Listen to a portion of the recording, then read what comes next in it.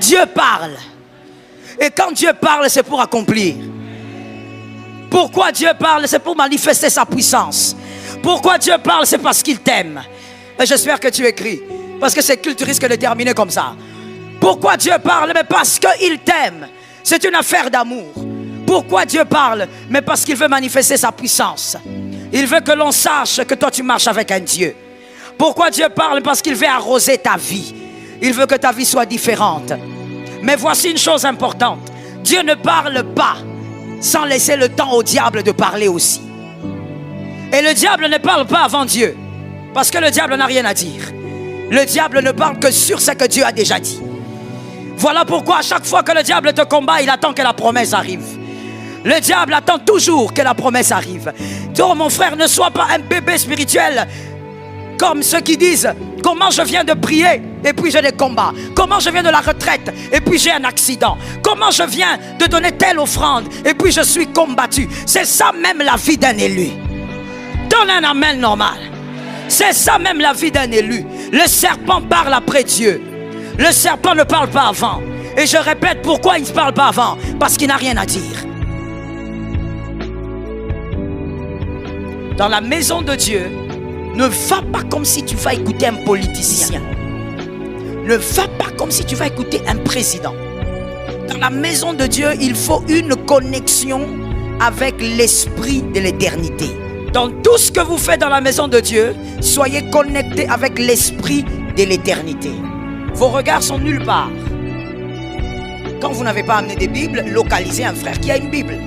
La parole de Dieu est capable de guérir une maladie. Pendant que tu lis, la maladie peut quitter le corps. Le problème, c'est de savoir, tu lis le français ou tu te connectes à ce qui est dit. On va se connecter à ce qui est dit. La promesse ne s'accomplira pas parce qu'elle a été faite à la montagne. Ce n'est pas Mangengenge qui a une onction. Il n'est pas sur une montagne, il est à l'intérieur de toi. C'est celui qui a parlé qui a une onction. Alléluia. La flamme va te chauffer, mais il n'y aura rien. Ça tombe sur toi, c'est une question de foi. On n'a pas dit que tu ne vas pas sentir la chaleur de la flamme. Tu vas sentir la chaleur. Des fois même, ça va tellement te chauffer que tu vas bronzer. Mais rien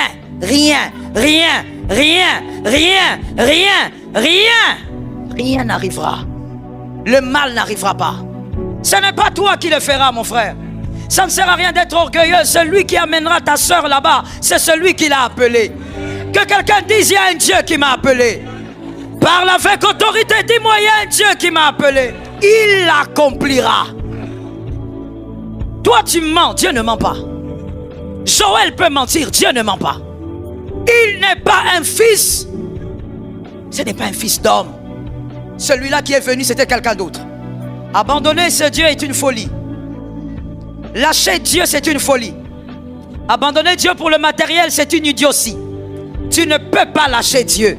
Ni pour la femme, ni à cause d'un homme, ni à cause des enfants, ni à cause des biens, même pas à cause de la santé. Donne un amen que tu guérisses. Tu ne peux pas abandonner Dieu. Ça va s'accomplir. Je déclare, ça va s'accomplir. Même si ça fait 30 ans, ça va. Plus le vin vieillit, plus il est meilleur. Ce n'est pas un problème si ça dure. C'est pour amplifier le témoignage. Tu crains quoi?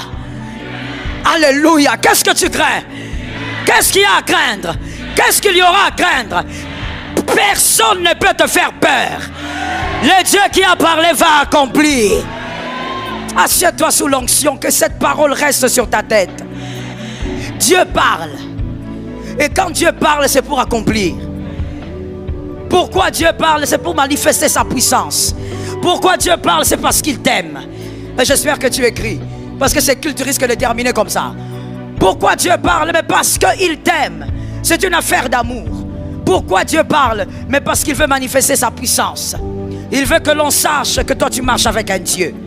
Pourquoi Dieu parle? Parce qu'il veut arroser ta vie. Il veut que ta vie soit différente. Mais voici une chose importante. Dieu ne parle pas sans laisser le temps au diable de parler aussi. Et le diable ne parle pas avant Dieu.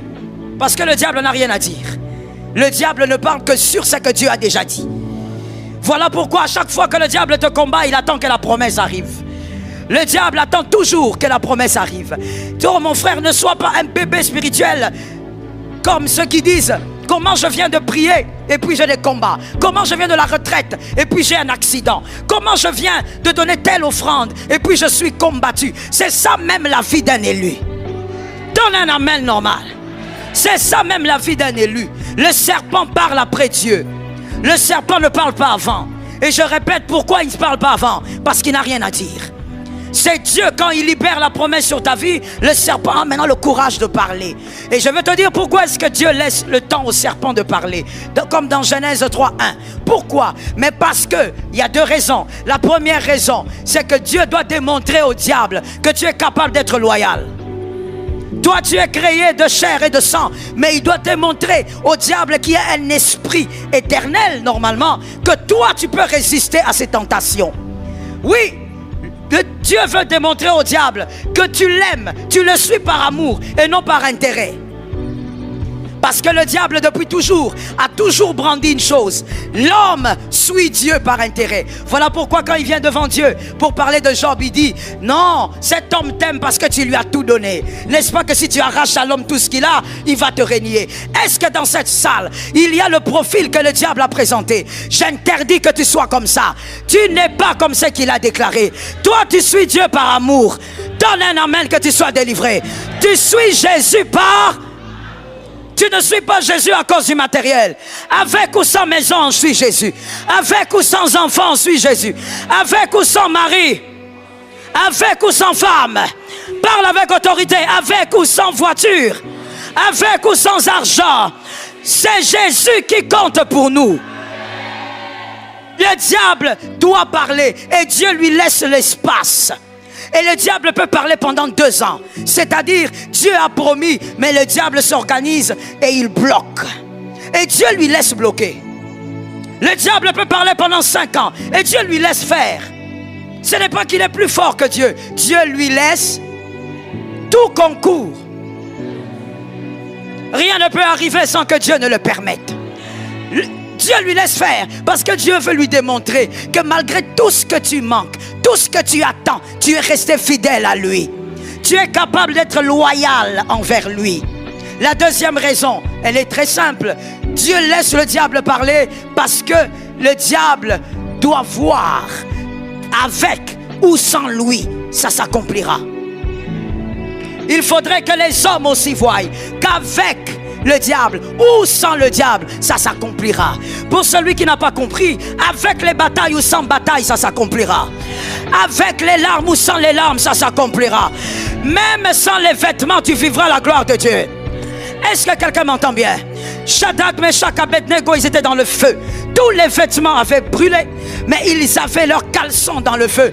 Là, dans le feu, quelque chose s'est passé. Tout le monde attendait qu'il meure. Il y a des flammes, mais il ne meurt pas. Parce que le 4e homme est dedans. La promesse ne s'est pas encore accomplie. Je dis à une personne, avec ou sans les batailles, tout le monde verra. Psaume 23, il dit qu'il dresse devant moi une table en face. Dis à ton voisin, selon ce verset, Dieu aime que les adversaires voient. Dis ça à une deuxième personne. Sois dynamique, mon frère. À une troisième personne. Selon ce verset, Dieu aime que les adversaires voient. Ils doivent voir que c'est l'Éternel qui est Dieu. Ils doivent voir que ce ne sont pas les trompes qui gardent les enfants. We praise the name of Jesus. Ils doivent voir que ce ne sont pas les sémences qui donnent les bébés. Au-delà de ça, il y a un Dieu. Il y a un Dieu. Il y a un Dieu. Il y a un Dieu. Au-delà de tout ce qui est humain. Je me rappelle encore. Il faut que ce témoignage soit entendu un jour à ma campagne. Je me rappelle encore de cette femme. Je suis allé prêcher en Côte d'Ivoire. Elle devait m'interpréter. Pendant qu'elle m'interprétait, bizarrement, jusqu'à la fin de mon séjour, elle n'est pas venue me voir pour me dire: pasteur, j'ai un problème de fécondité. Pasteur, voilà, j'ai attendu plus de 7 ans.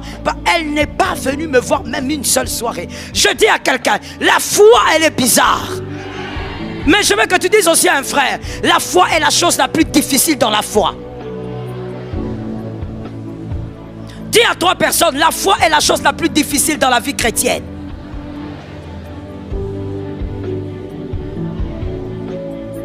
Tu sais pourquoi? Parce que la foi est la seule chose qui doit transcender la réalité. Tu vois que tu es malade, mais on te dit tu es guéri. Et tu dois croire. Tu as mal, mais on te dit tu es guéri. Et tu dois croire que la douleur là n'est rien, tu es. Voilà pourquoi toutes les personnes qui étaient malades autour de Jésus n'étaient pas guéries. Et je vais choquer. Voilà pourquoi dans cette église, ce ne sont pas toutes les personnes qui sont malades qui seront guéries par ma déclaration. Parce que la foi est difficile. Pour croire, il faut être exceptionnel. Dis à quelqu'un que l'onction de la foi entre en toi. Lorsque j'ai fini mon travail, je suis rentré. Je suis rentré tout bonnement. Et un jour, ma secrétaire, Madame Mireille, elle reçoit un message. Elle me dit: maman, j'ai reçu un message bizarre. Je vais te l'envoyer. Je dis: envoie. Et c'est donc l'interprète qui envoie le message. Qui dit: elle était stérile. Gloire à Dieu que c'est conjugué au passé. Au nom de Jésus, que le problème d'aujourd'hui soit conjugué au passé demain matin. Demain matin. Demain matin. Je disais demain matin. Que ça soit conjugué. La foi est difficile. C'est pourquoi ton voisin ne peut pas dire amen. Il souffre. La foi est dure. Mais que Jésus te donne l'onction de la foi. La chose la plus difficile dans la chrétienté, de croire. Et je reçois le message. J'entends une fois. J'entends 2 fois. Et je lui dis: Mireille, je n'ai pas compris. C'est en français, mais je n'ai pas compris.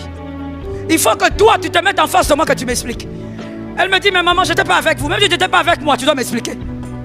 Je suis dépassé. Et finalement, on réécoute ça avec Mireille. On dit: non, il y a un Dieu quelque part. Ainsi j'ai compris qu'avec Dieu, en réalité, tu n'as pas besoin de te compliquer la vie. Crois seulement. Crois seulement. Il est écrit: crois seulement et tu verras la gloire de Dieu. La dame est tombée enceinte après des années d'attente. Mais elle est tombée enceinte à l'absence de son mari. J'ai envie de regarder tous les hommes qui sont ici. Le témoignage est là. Pasteur Marianne, on avait suivi ça. Le témoignage est là. On va voir peut-être comment s'organiser pour que l'audio soit entendu aussi.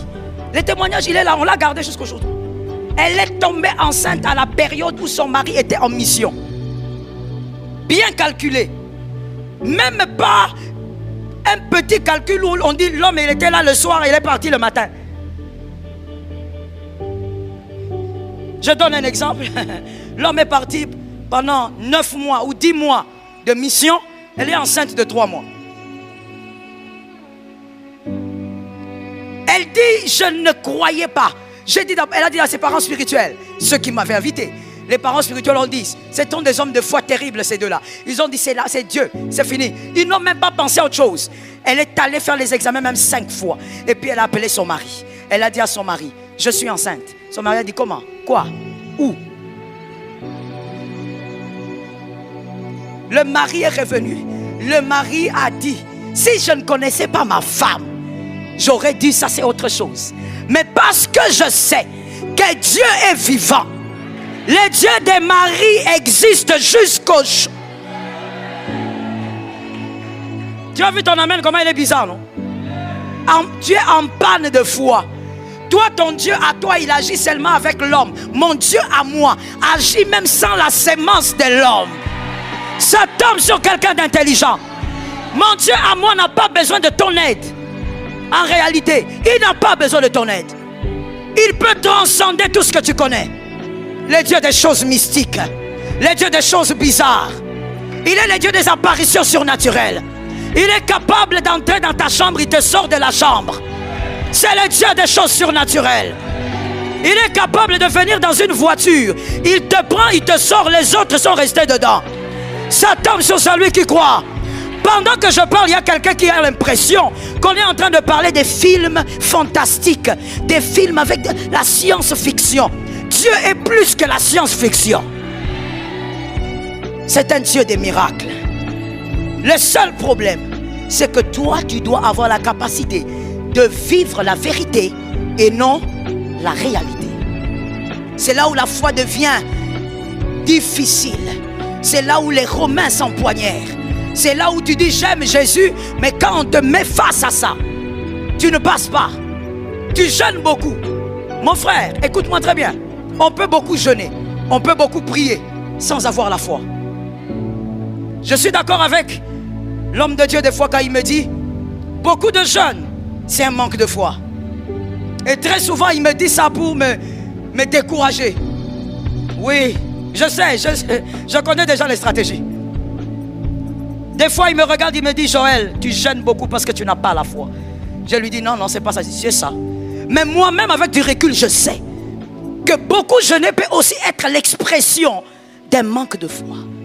Tu crois que Jésus agit parce que tu jeûnes? C'est faux. Jésus n'agit pas parce que tu as veillé. Jésus n'agit pas parce que tu as donné des grosses offrandes. D'ailleurs, devant Jésus, il n'y a pas grosse offrande. Dis, aide-moi à dire ça à 3 personnes. Il n'y en a pas. Il n'y en a pas. Non, moi j'ai donné à Dieu 200 000. Ce n'est pas grand pour Dieu, c'est rien. Il y a des hommes qui se donnent ça entre eux comme cadeau. Oh yes. Devant Jésus, c'est rien. La foi, transcender la réalité. La foi, c'est de vivre dans la vérité plutôt que dans la réalité. Écoute bien, Dieu vit dans sa vérité. Et il opère dans ta réalité. Mais Dieu ne vit pas dans ta réalité. Écoute-moi avec intelligence. Dieu ne vit pas dans ta réalité. Il opère dans ta réalité. Il vit dans sa vérité. Voilà pourquoi avec Anne, plus Anne restait dans sa réalité, elle pleurait, elle présentait Pénina. Elle disait Dieu, regarde, je souffre, Pénina. Elle continuait de vivre dans sa stérilité. Dieu n'est pas impressionné par les gens qui te traumatisent. Dieu n'est pas impressionné par les gens qui te dérangent. Tant que tu vivras dans ta réalité, pleure comme tu veux, Anne, gémis comme tu veux, va au temple tous les jours, tu vas rester dans la stérilité. Quand est-ce que Anne a reçu le miracle? Quand elle est sortie de sa réalité, elle est entrée dans la vérité de Dieu. Quand elle entre dans la vérité de Dieu, Dieu lui donne l'enfant. La vérité de Dieu, ce n'est pas de rendre une femme enceinte.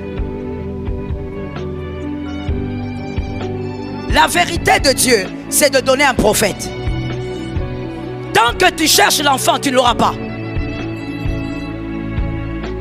Parce que Dieu ne donne pas les enfants. Je réchoque. Dieu ne donne pas des enfants. Dieu donne des prophètes. Pour celui qui n'a pas compris, Dieu donne des enfants avec des missions. Tant que toi tu pleures pour avoir les bébés, Dieu ne te donnera pas. Entre dans la vérité de Dieu, cherche le prophète. Dieu te donnera le prophète. Parce que dans sa vérité à lui, il n'y a pas d'enfants. Il y a des prophètes. Ça tombe sur la maison de quelqu'un. Est-ce que quelqu'un comprend que la foi est une denrée rare que toi tu dois avoir? C'est difficile, mais c'est possible. Le diable parlera toujours après parce qu'il voudra t'introduire dans un refroidissement. Plus les années passent, le diable te répète, où est ton Dieu? Plus les années passent, le diable te dit, ne vois-tu pas que tu vieillis? Donne-lui chaque réponse à chacune des questions. Première question, le diable te dit tu vieillis, dis-lui, c'est Dieu qui rajoute les années. Est-ce que celui qui a dit amen a pris ça?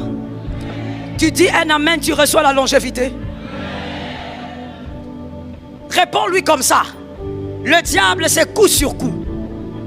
Quand le diable donne un coup, donne un autre. Quand le diable te bouge, bouge aussi. Avec le diable, on ne reste pas timide. Il va t'intimider davantage. Est-ce que quelqu'un m'entend? Quand le diable te dit, voilà comment tu souffres, où est ton Dieu? Dis au diable, il est dans ma souffrance. C'est pourquoi d'ailleurs je suis vivant, parce qu'il est dans ma souffrance. Dis à une âme, l'Éternel est fidèle. Il faut que le diable parle, parce que plus le diable parle, le diable, sans le savoir, il amplifie la grandeur de ton témoignage. Est-ce que quelqu'un m'entend? Ne sois pas un chrétien à Bible fermée, où tu pleures face aux années qui passent, où tu te lamentes à cause des prières que tu as eu à faire, où tu te lamentes à cause des jeûnes que tu as eu à faire. Tout cela entre dans le compte de tes enfants. Ça te localise. Tu n'as rien perdu, ça entre dans le compte. Mais toi, ce que tu dois faire, sers Dieu avec la foi, prie avec la foi, jeûne avec la foi, manifeste la foi. Va au-delà de cette réalité. La réalité te présente une fin. Qu'est-ce que la vérité t'a dit? Ce que Dieu a dit s'accomplira. On a lu 7 versets. Les 7 versets parlent de la fidélité de Dieu. Il ne peut pas parler sans accomplir. Tout ce qu'il veut, c'est que toi tu dois croire jusqu'au bout. Avec ou sans les larmes, tu dois croire. Je dis à quelqu'un, attention avec les humains qui t'entourent. Pourquoi? Parce que des fois les humains sont plus dangereux que les démons. Can I talk to you? Les humains des fois sont plus dangereux. Les démons, je vais dire sors, il part. Toi, je vais te dire sors, tu sors pas.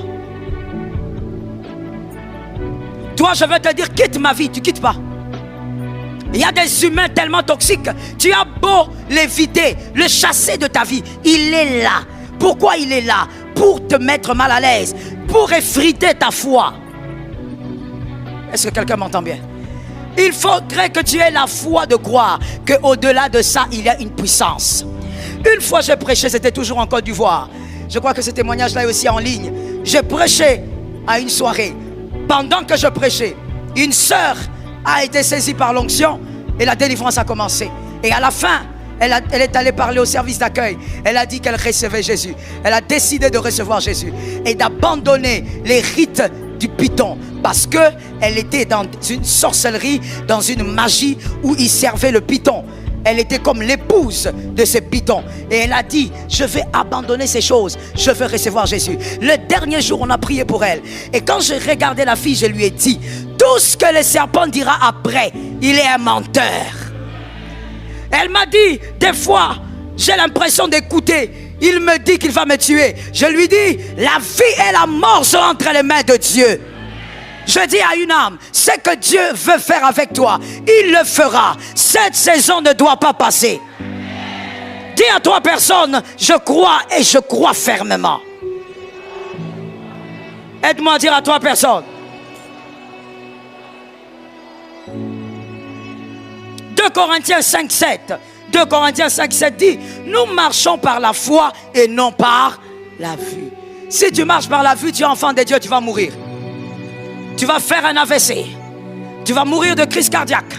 Parce que tout ce que tu verras dans ta réalité, ça sera des choses que le diable va manipuler pour t'ôter la foi que tu as. Vis par la foi. Dieu a dit, je m'épanouis, même si je n'ai rien en poche maintenant. On a dit, je m'épanouis ou je m'épanouirai. Je m'épanouis. Dieu a dit, je suis guéri, je considère que même si je sens la douleur dans le corps, je le confesse. Pourquoi? Je dois vivre par la foi. Je ne marche pas par la vue. Mon frère, fais attention avec celui qui est à tes côtés. Parce que celui qui est à tes côtés peut te surprendre dans 5 heures. Tout peut arriver. Et tout dépend de sa foi. S'il croit même dans 5 heures, quelque chose peut se poser dans sa vie. Est-ce que quelqu'un m'entend bien? Quelque chose peut démarrer dans sa vie. Je dis à une personne, n'attends pas de vivre la foi comme celle de ton frère. La chose qui alimente notre foi, parmi les plus grandes, il y a aussi l'expérience vécue. Si tu as vécu des choses avec Dieu, il y a des choses que tu ne peux pas lâcher. Est-ce que quelqu'un m'entend bien? Oui, des fois tu t'enfermes dans ta chambre, tu déprimes, tu te décourages, parce qu'il y a des choses que tu n'as pas vécues avec Dieu. Si tu vis certaines choses avec Dieu, tu refuseras de croire en la réalité. Est-ce que quelqu'un m'entend bien? Tu vas décider de croire en la vérité que Dieu a cachée quelque part. Oh, we praise the name of Jesus. Une fois, c'était un culte. C'est quoi? C'était un jeudi matin. Nous prions, nous déclarons. Et à un moment donné, je vois une femme. Je dis, il y a une femme enceinte. Je donne les détails par l'esprit. Et la femme vient. Je regarde la femme venir. Elle avance tout doucement, puisqu'elle était au-dessus. Et je regarde, je dis, dans ton ventre, il n'y a plus de bébé. Alors qu'elle était grosse comme ça. Je dis, il n'y a plus de bébé. L'enfant là est mort. Et quand elle avance, elle pleurait. Et puis elle dit au service d'accueil, effectivement, à l'hôpital, on m'a dit hier que l'enfant n'était pas en vie. J'ai dit, il y a un Dieu quelque part. Tout dépend de la foi de celui qui porte le problème. Est-ce que quelqu'un m'entend bien? Prie pour ton âme et qu'aucune réalité ne dépasse ta vérité. En cette saison, Dieu a placé des limites que ta foi va sauter. Je reprends la phrase. En cette saison, Dieu, pas le diable, il a placé des limites que ta foi va traverser. Parce qu'il y a des limites que Dieu place. Il ne les place pas pour que tu restes là. Il les place pour que tu manifestes la foi. Moi, ça m'étonne beaucoup. Mais comme je le disais, je comprends. C'est une question d'expérience. C'est que tu n'as pas vécu avec Dieu, tu auras du mal à l'avaler, à le digérer. Lorsque ton enfant tombe malade, ça m'étonne beaucoup les parents qui ont le premier réflexe. On court à l'hôpital. L'enfant peut mourir en chemin. L'hôpital n'est pas la garantie de la guérison. Je ne détruis pas les hôpitaux, je sais que la science vient de Dieu. Mais je dis, chaque chose doit être à sa place. L'hôpital n'est pas la garantie de la guérison. Et d'ailleurs, je ne connais pas un médecin qui guérit. Tu vois comment tu réagis en retard? Je n'en connais pas. Tu en connais, toi? Si tu en connais, il faut nous donner le nom. Nous tous, on va commencer à aller là-bas. Et même si c'est cher, on va dépenser. Parce que lui, n'importe quelle maladie, il va nous guérir. C'est quel médecin? Aucun médecin n'est guéri.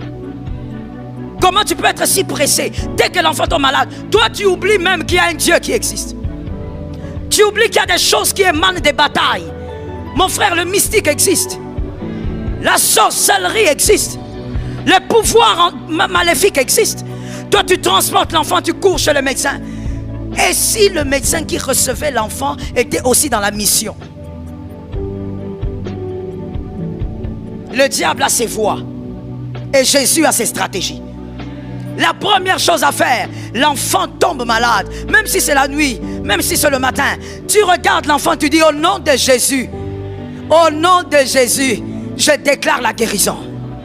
Est-ce que quelqu'un m'entend bien?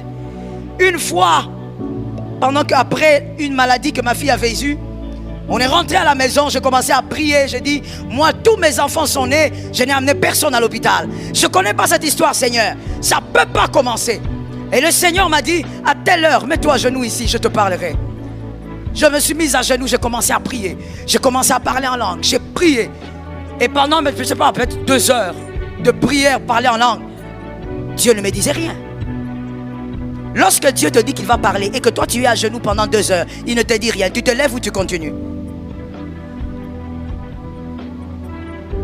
Toi-même tu te connais, voilà pourquoi tu es resté calme. Moi aussi j'aurais fait la même chose, mais seulement avec Dieu j'ai appris qu'il faut continuer. Parce que quand il te dit, il va te parler, ça ne veut pas forcément dire qu'il va te parler quand toi tu as chronométré. Tu peux faire aussi 5 heures de prière, il ne parle toujours pas. Alors continue. Et moi quelque chose aussi que je comprise par rapport à la prière, qui prend longtemps dans le temps. Dieu est en train de te remplir d'une onction. Il y a un pouvoir peut-être que tu manques face à la bataille. Il veut te remplir. J'ai prié, Dieu ne parlait pas. 2 heures après, il ne parle pas. Je me suis mis à adorer le Seigneur. Et après, j'entends le Saint-Esprit me faire dire, non, Joël, c'est pas comme ça. Rentre en langue. Je suis rentré en langue. J'ai continué à parler en langue. Et puis le Seigneur me dit, maintenant, dors.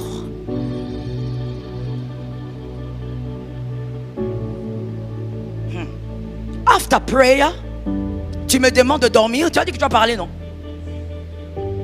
Tu m'as dit de le mettre à genoux ici, tu vas? Monte au lit, dors. C'est le parler de Dieu aussi. Le problème avec toi, voilà pourquoi tu as des problèmes même avec ton entourage. Voilà pourquoi tu es adulte, mais tu n'as pas la maturité. C'est-à-dire que toi, tu veux que les gens fonctionnent comme toi. Non. Les gens ne peuvent pas fonctionner comme toi. Ils fonctionnent comme eux fonctionnent. Tu ne vas pas imposer à Dieu ta manière de comprendre les choses. Dieu m'a dit, monte au lit. Je suis monté. Je commençais à regarder les plafonds. Parce qu'il sait de toutes les manières que je ne vais pas dormir. Donc je ne sais même pas pourquoi il a dit ça. Je suis monté, je commençais à regarder les plafonds. Je cherchais mon carnet, je commençais à composer les chansons. Je commençais à écrire les chansons. Je chante moi-même, j'écris, je chante moi-même, j'écris. Moi-même, quand si tu passes là-bas la nuit, tu vas croire que je suis un hibou. Et je crois que c'était vers 4 heures comme ça. Ou 4 heures passées. Le sommeil vient, je dors. Et là, je vois, on m'amène à l'école de mes enfants. On me dit, certaines choses je ne veux pas dire parce que c'est en direct. On me dit, regarde ça, regarde ça, regarde ça. Qu'est-ce que tu comprends? Je dis, j'ai compris. À partir de ce jour-là, chaque soir, j'ordonne à mes enfants de déclarer au culte du soir. Ordonnez, je ne suis pas malade. Je suis en bonne santé. L'onction de Dieu me garde.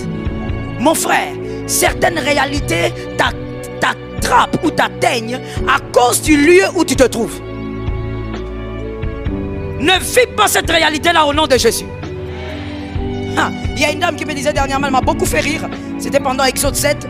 Pendant que j'entrais, elle me salue et puis elle me dit, tu sais pasteur, moi je suis telle. Je suis une fille de ma campagne, je suis née ici, j'ai grandi ici. Elle a commencé à me citer les noms de ses amis qui ont grandi à ma campagne.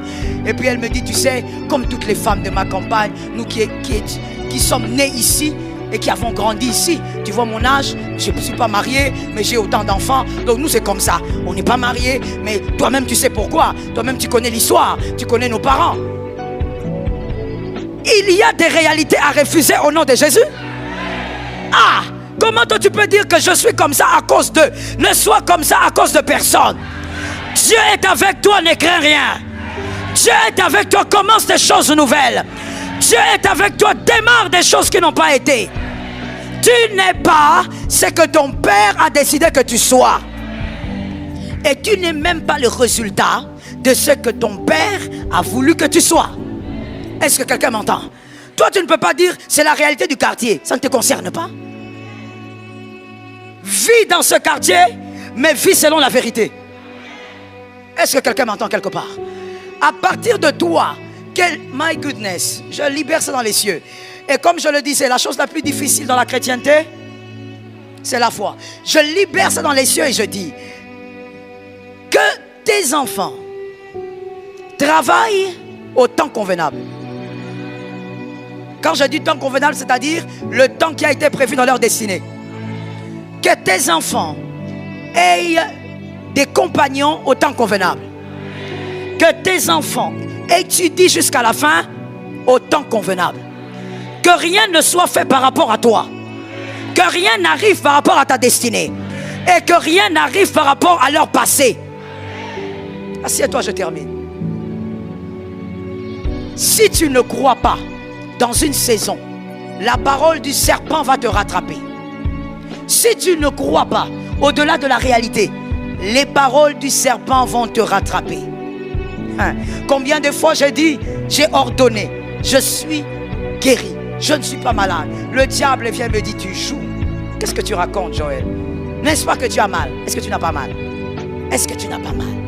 Et tu sais quand il dit ça, je dis quoi? Non, je n'ai pas mal. Non. Pourquoi? Parce que Dieu a dit, je suis guéri. Il y a des choses qui ne peuvent pas arriver. Est-ce que quelqu'un m'entend bien? Il y a des choses qui ne peuvent pas s'imposer parce qu'il y a une parole, il y a une promesse. Je pose la question à quelqu'un pour terminer. Qui croit que Dieu va l'utiliser pour bénir les autres? J'ai entendu des amens, mais je ne sais pas si quelqu'un a dit oui, c'est moi ou pas. Alors on va dire ça facilement, on va faire ça facilement. Si c'est toi, tu lèves seulement ta main droite.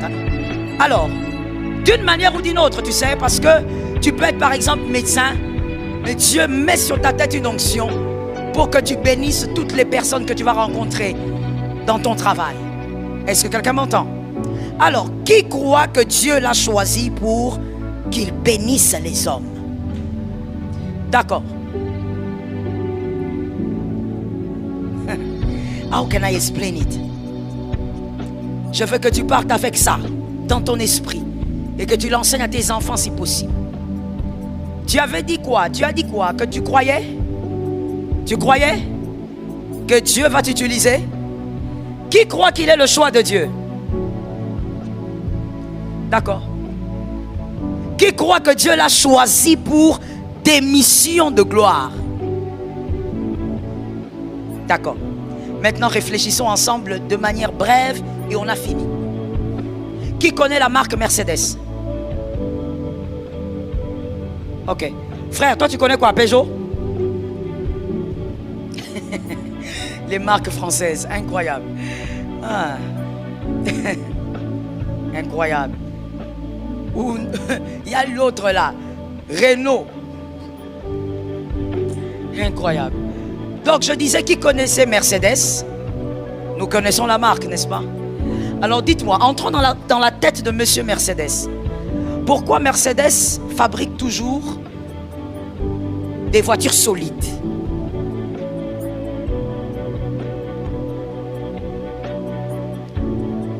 Non, ne vous en faites pas, on ne va pas jouer à ces jeux de l'école maternelle. Non, non, non. On va répondre palier par palier. Parce qu'il y a des gens toujours qui trichent après les autres. Pourquoi Mercedes? Monsieur Mercedes a toujours veillé à ce que ces voitures... Tu sais que si tu as une voiture Mercedes, tu vas la jeter. Ça veut dire elle est solide, cette voiture.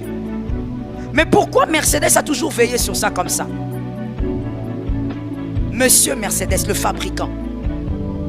Ce côté ici, on dit quoi? Vous avez l'âge de l'université, non? Vous devez répondre, non? Eh. My goodness. Répondez ici. Pour qu'ils se maintiennent dans le marché. J'aime cette réponse. Elle est simple, mais très correcte. Pour qu'ils se maintiennent dans le marché. Mais au-delà du marché, il y a quoi? Non, non, non, on ne va même pas rester au-delà du marché. On reste dans le marché. Pour qu'il se maintienne dans le marché, c'est-à-dire que s'il n'est plus solide, il ne sera plus dans le marché. Qu'est-ce qui ne sera plus dans le marché? La marque. La marque représente qui? C'est qui Mercedes? La personne. Il s'organise pour toujours avoir des voitures solides parce qu'il doit rester dans le marché. Mercedes, c'est lui. S'il y a un problème avec Mercedes, non seulement il ne sera plus dans le marché, mais il perd lui-même aussi crédibilité. Mais ça, c'est un homme. Mercedes, un homme qui a commis trop d'erreurs dans sa vie et qui a fait ce qu'il a fait dans sa vie. Ce n'est qu'un. Maintenant, prends ça, place ça sur Dieu.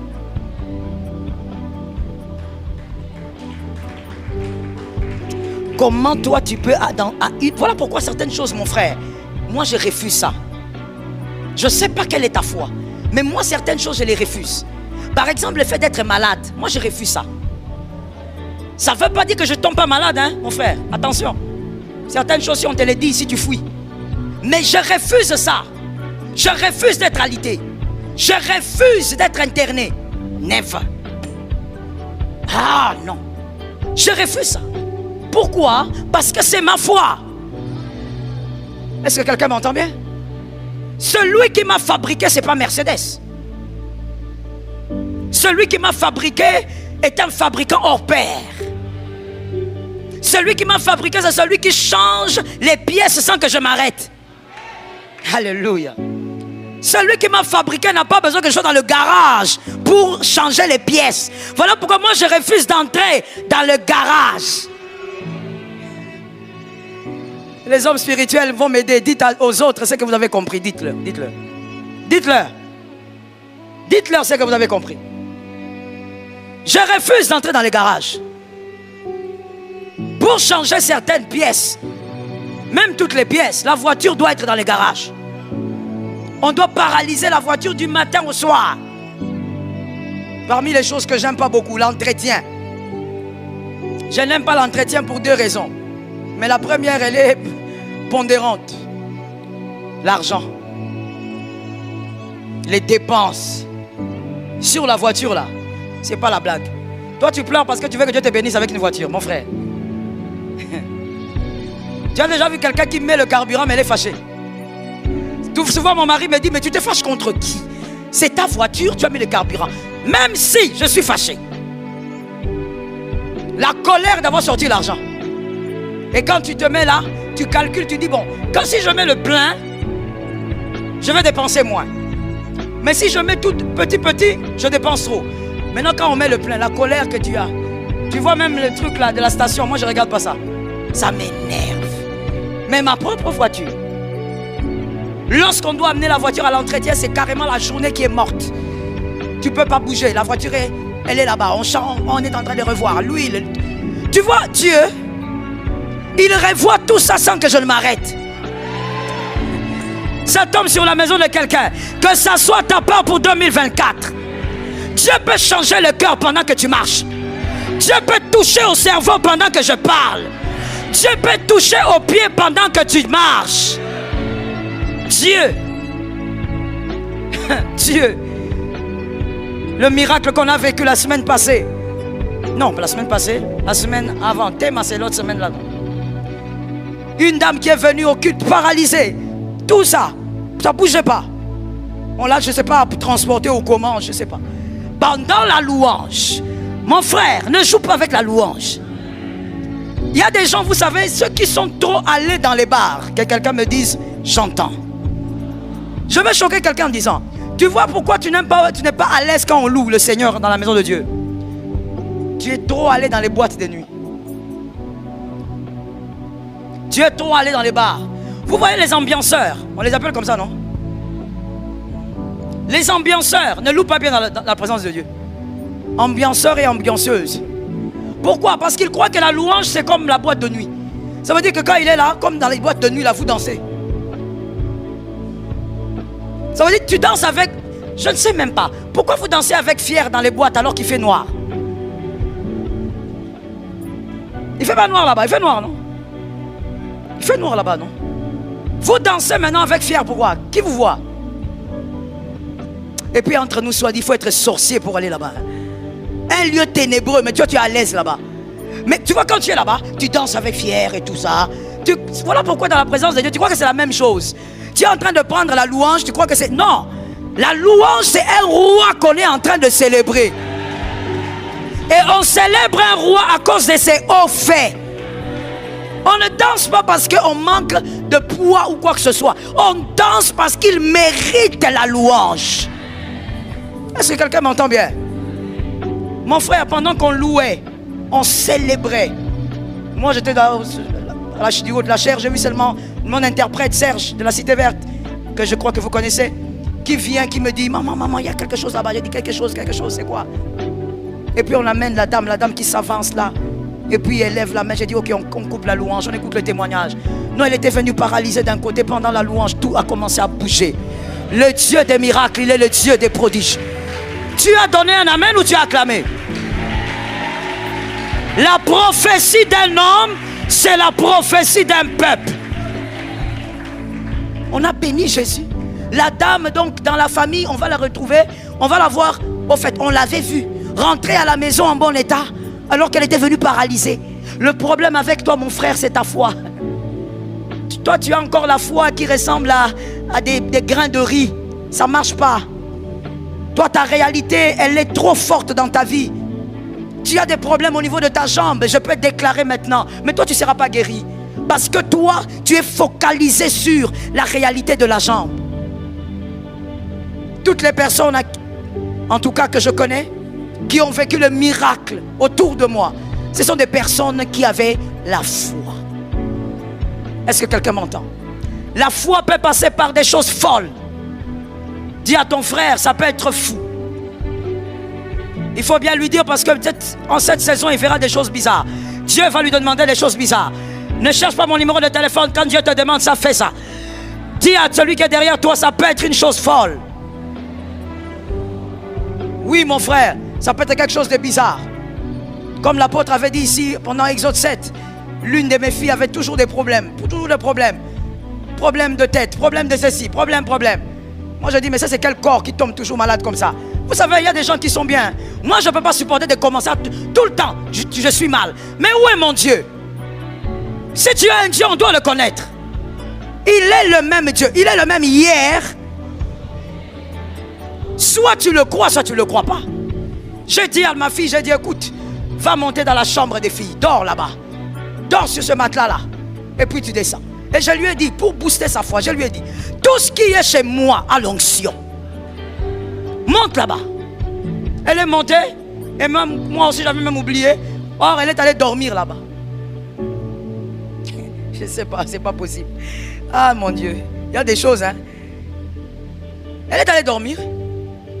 Moi, j'ai vaqué à mes occupations. C'est un moment, Daddy me dit, mais elle est où ta fille? J'ai dit, elle est où?